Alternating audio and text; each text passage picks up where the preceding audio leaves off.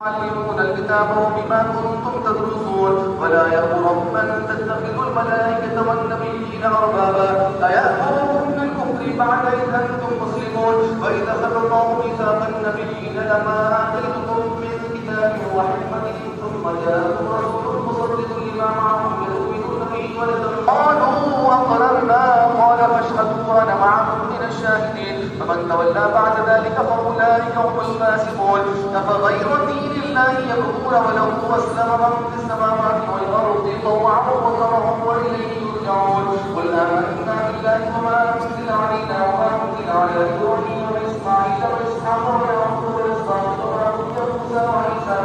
الحمد لله رب العالمين.